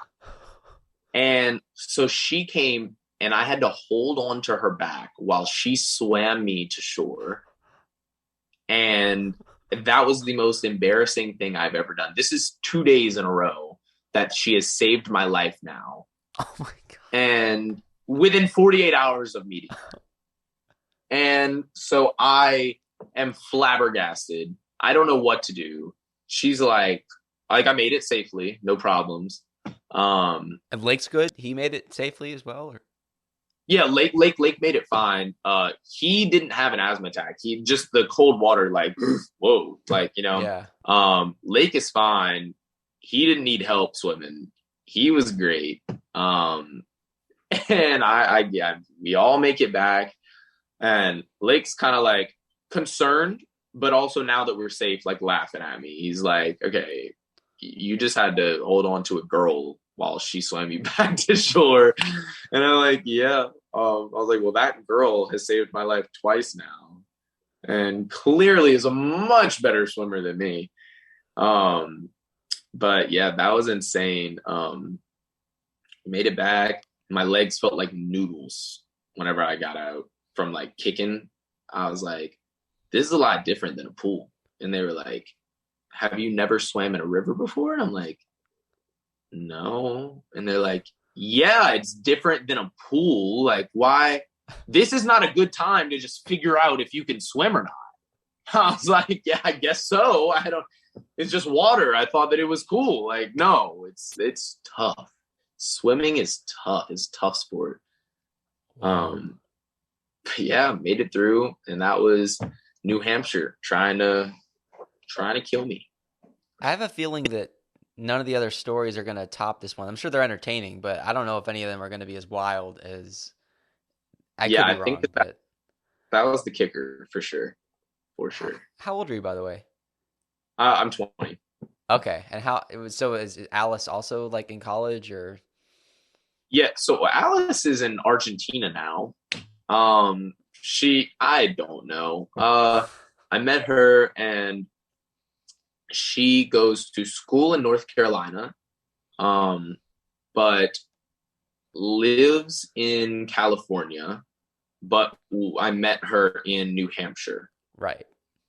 So all over the place kind of thing. And now she's in Argentina for a like study abroad kind of thing.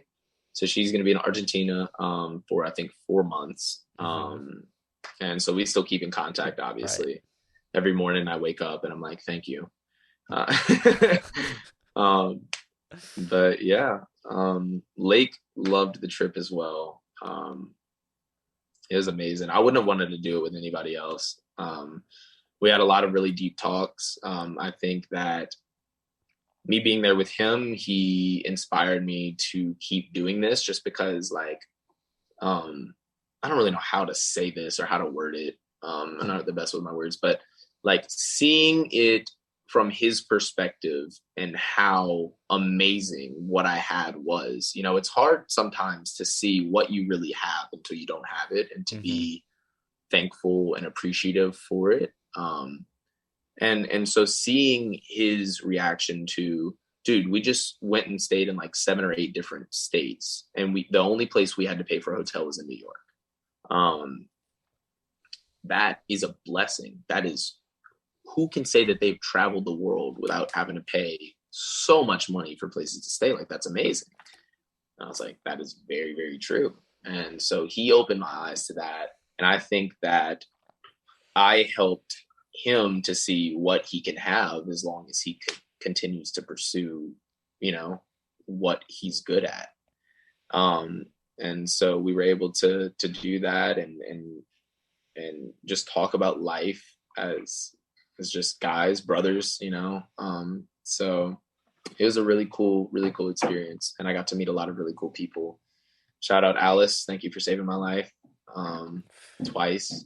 Jesus. So As I mentioned, a writer specifically for TV shows, and I don't know if this is a show or a movie or what it is, but hearing about the adventures of Jourdan and Alice and I mean, my God, I was on the edge of my seat. yeah. Well, thank you. I mean, I'm sure that we'll have to get together and make it into a show or a movie or something because I've definitely got a lot of stories, but I'm not the best at telling them. But Well, but the fact that you're a musician on top of this would seriously make for it makes your life that you have. I mean, this is not fictional. This is real. I mean, I think that we all strive to have a life that is worthy of, being able to tell it, whether it's through a podcast or actually writing a story or writing a song about it, which I don't know if you've done, but like having a life that you can look back on and just have those stories that people are going to be compelled by. That's what life is all about, and it's crazy and it's adventurous, and in that moment you were scared, but the fact that you can look back and you can laugh and you can smile and you can think about what that meant to have that time with Lake. And it's the connections that you make with the people that you meet, whether it's Alice or whether it's some other fan that you touched in the crowd.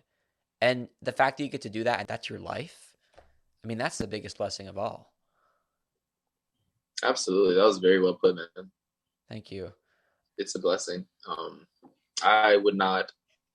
I mean, obviously, I've been through a lot to get to where I am right now, but I wouldn't have traded it for anything. So And music is how you express yourself. I mean, music is your language, I think. That's how you touch people. absolutely. I want to hear you sing.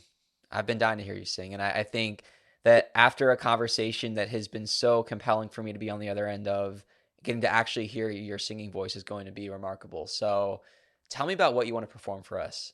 Yeah. Well, if you have the time, I'd actually like to do two, maybe a Yeah, cover and then also do an original. I would like to sing "Bruises" as a cover, and then I will also do an original for you if you like. let's do it. All right. Had to pull my hair up for this one, Yeah. but everything's set up. So counting days, and my love thing got lost on me. And every breath that I've been taking since you left feels like a waste on me. And I've been holding on to hope that you'll come back when you can find some peace. 'Cause every word that I've heard spoken since you left feels like a hollow stream. And I've been told to get you off my mind. And I hope I never lose the bruises that you left behind. Oh my Lord, I need you by my side. There must be something in the water, 'cause every day it's getting colder. And if only I could hold you, you keep my head from going under. Ooh. Yeah. That riff you just did, you know, I mean this in the best way possible. It was disgusting. It was so, I got Thank chills. You so Oh my Are you talking God. about the under whenever I go Yeah. down? Yeah, Yeah. I love that part. Thank you so much. That is something that I added. I love that you put your own thing on that. Tell me about this original, man, because it's your work of art and, you know, you got a story to tell. So tell me about it. Well, so like I mentioned briefly, I had a very bad rough patch in my life. I got really bad on drugs, and I was addicted for a while. And it got to the point where I overdosed. And that's what finally got to the point where I like turned my life around. Wrecked multiple cars, flipped one time. Thankfully I was by myself, and definitely like for a while was like, I should be dead right now. And so the fact that I wasn't, you know, I really didn't know how to take it at first. It was a lot of like not being able to get out of that loop. Like, I should be dead right now. And then I finally was like, but I'm not. So there's obviously a reason that I'm still here right now, you know? So let's try to find that reason and make the most of it. And so, I had already really liked music at the time. And that's around the time whenever I talked with my friend Autumn, who, helped me to realize that that's what I wanted to do and that I could do anything. And then it kind of just all pieced together like a puzzle that fit perfectly, with no missing pieces. And so I realized, like, let's start doing this. And so I just put on a beat on YouTube one day, and I just started freestyling over it. And then I ended up liking what I freestyled and liked what it was about. And so I started adding on to it and actually wrote. And actually got to the point where I like bought the beat, and so like I could release it. I still have not released it yet, so this is actually an unreleased song that I'll show y'all right now. But I plan on releasing it soon, so if y'all like it, definitely stay tuned, and I'll have the pre-save link. So this really just tells my life story, tells a little bit of what I've been through, and just the meaning is that times are hard, you know, but this too shall pass. You'll get through it, and you'll realize that everything that you're going through now is setting you up for what you're going to have in the future, which is just, it's unfathomable. You can't imagine it. So that's why I wrote this. But yeah, definitely stay tuned for this. I'll be posting it hopefully in a couple months. Hopefully. So. Why am I stuck on this stuff that really don't even matter? I got these thoughts in my head and I just wish they would scatter. My mind's been racing for days, staying awake from the pain. I could use some sunshine, believe me, there's only rain. I love these thoughts are the same. I really torture myself when I get home. I'm still alone, can't do this all by myself. This is my cry for help. But will anyone hear it? Getting so skinny from the shirts that you would think I believe me. All these fools I hang around drag me down, but I let them. If I don't turn my life around, I'll be hitting and stretch it. It's not for me, I want better. My mind is far way too clever. Keep going down the same path, I'm switching tracks, my vendetta. Just keep moving it forward and don't you turn back around. The struggle's gonna continue, gotta work hard for the ground. Not alone, I'm in now. Love is my wipe that frown. So things will start looking up. So pick your head off the ground. Gotta put your mind to it. I believe in you. Not everybody got what it takes to go and see it through. But when I get up on the mic and I spit it, that's how I'm living. I'm chilling in the distance. You know I speak the truth. Yeah, you know I see the truth. Look, I know that Times are hard, but they start looking up. I had to take a step back from the pills and double cups. I was bad off them drugs, popping Molly with thugs. Used to flex that I was the plug, but it wasn't enough. Like a balloon, I was just steady popping and popping without it and dropping. Was going crazy, jumping in mosh pits. Devil sitting on my shoulder, telling lies. Just stop it, I can't let it control me now. Don't worry, I got it, yeah. Just look at the profit now. I'm stuffing my pockets, yeah. With them green bills, them blue bills. Now tell me, how would you feel if I came and took the fame I switched the game, gave you chills? Gave you chills. It's never been about the fame, not about the riches. I just want to have a voice so people respect my opinions. Sometimes you gotta make mistakes to make better decisions. All of my shots intend to be made with precision. Hope that I have your attention. Might want to give it another listen. Stop living in the past because these times are very different. Why is there so much opposition? World is crazy and twisted, but I'ma take this twisted word and try to upside flip it. And when I see a pretty girl, you know I'm getting the digits. She wrote a number on the napkin, then she told me don't forget it. I am so ambitious, the way I'm killing this beat with my words, you can call it malicious. I am super vicious, the way y'all eating up all of my music, I know it's delicious. I'm dropping them snippets to put your attention on what I be bringing this into my set. God bless me with this beautiful voice, it's so hard not to be religious. You've been acting suspicious, I'm colder than cold, call me frigid. Your words are fictitious, you talk, no one listens. I've been the offended, I am independent, make money to spend it. You can't make a difference, just gotta be willing to put your differences aside and start to compromise. Stick together for the ride, right here by my side, and we will shoot for the sky till we fly super high. The things change, never mind all your words, they were lies. Darling, please don't you cry, it's gonna kill me inside. I no longer reside in your heart and your mind. We split up, we divide. It will take time to get over, but I know that I'll be fine. My heart's been broken before, that was not my first time. Just gotta keep working on me until the day that I die. That's I've it. never been so moved by a rap before Thank because you. I'm bopping my head and I'm like, but I'm also feeling something that, I don't just get from any typical flow. It's like I can think of one reason, a very important reason at the top of the list, and it's your life. You've been through all the reasons why you're still here, but the number one I can think of is so that you can be a voice for other people, and that other Yeah. people who feel like you felt when you felt like, why am I still here, can listen to you and be like, yeah, it's okay. There's still tomorrow. I can change my life. I can make a difference. I can move Yeah. forward.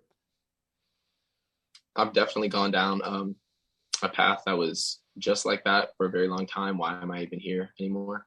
And so I want to, whenever I have the funds and the ability to do it, I want to create a music festival I want to create a music festival to spread awareness for like suicide awareness, and just also give a better, what do you call it? Just an out. I want to give them other people an out to, one, get the help that they need, and also realize that they're not the only ones going through it, that a lot of people have gone through the same things that they've gone through, and that through God and through the help of others who have had similar experiences, that like you can be where, not that I am the goal, but where I am now. You see how far I've come, and then you see, I know that there are a lot of other people. I know Demi Lovato has struggled a lot with drugs and suicidal thoughts and just things like that, since she was very young, and you see how you see how big she is now. And so, not necessarily that fame or anything like that is what to look forwards to, but she's successful. I am successful right now. I don't have more than $1,000 in the bank, but I'm still successful, because success is what you put your mind to and accomplish. So if you want to start a music festival and you start that music festival, then you're successful. If you want to interview people every day and you do it, then you're successful. If you want to sing and you sing every day, then you're successful. So whatever it is that you want to do, whatever it is that you may be held back from because of all of the things that you're going through and all of these thoughts in your head and all of these outward energy and feelings that you don't want to have, there's always an out. And so I want to give that out. I want to get up there and actually tell my testimony, which I have never publicly said. And I think that it'd be really good for other people to hear it, and hopefully I can hear some other people get up and tell their testimony, and I can learn from it as well. So I want to start a 501c3, which is just a nonprofit that hopefully will have better, not even better, but just good results for helping suicidal children, teenagers, adults, all alike, and just try to create a positive impact in the world. I feel like there's a lot of people who have a voice for others and they use it for not good purposes. I feel like a lot of people have a voice and then they choose to use it for evil, or to make their name bigger, or to get what they have always wanted, instead of, I mean, like, yeah, like this is a great life that I plan on living, assuming that things go how I want it to. But at the same time, it's work. Like, I'm not going to just sit back and collect money. Like, I'm going to be working my butt off to help other people, and then also to get to where I want to be, you know? So Yeah. um, that's just a little bit of what I advocate for, what I speak for. And it'd be giving all these people a sense of community, you know, because that's what they need, is they need to know that they're not alone and there's all these people that they can surround themselves with. I think that there's something fulfilling and rewarding about devoting a part of your life to helping others get better. I mean, it feels good, you know. I enjoy helping other people because, one, I know what it would have been like to have somebody help me all along the entire way, which, I mean, I needed to help myself in order to get to where I am now. But that's beside the point. I know what it would have felt like to have somebody help. And then I know a lot of people who don't have any help, because Yeah. I did not do all of this by myself. I've had other people talk to me and stuff like that, and share their testimonies. And I've had other people that I look up to, and they also advocate for things like that. And so it definitely is not just a me thing, but it's something that I'm very serious about and that I want to continue pursuing. Mhm. So that's the goal. Thank you so much as well, Bennett. I really appreciate you. It's really been a joy and an honor, man. You know, I know we've talked about so much, and I really, really, really appreciate your time, because this has been so incredible for me to get to know you. Do you want to plug your socials or anywhere that people can go to stream your music or find out more about your shows? Yeah, absolutely. So my Instagram is Jour, so the first four of my first name, Jour, then blue, just like the color, BLUE. Everything is going to be on there. Everything is either posted in my story, or you can find my link tree in my bio. That is going to take you to everywhere else. So just through my Instagram, you can find Facebook, Twitter, Snapchat, all of the above. And I post a lot on Instagram story and on Snapchat, just like what I've got upcoming. So definitely check that out. And yeah, thank you so much, Bennett. Thank you, Jourdan. Guys, if you enjoyed this conversation and you are not already subscribed to American Idol Unaired, please hit the subscribe button on Apple Podcasts or Spotify or wherever you may be listening. And if you're not watching these interviews, you can type in American Idol Unaired on YouTube and you will find all of our conversations. You can also follow us on Instagram or TikTok at Idol Unaired Podcast. Thank you so much for listening or watching. And Jourdan, thank you very much again for being a part of American Idol Unaired. Thank you. Go follow him. Go follow. Thanks for the plug.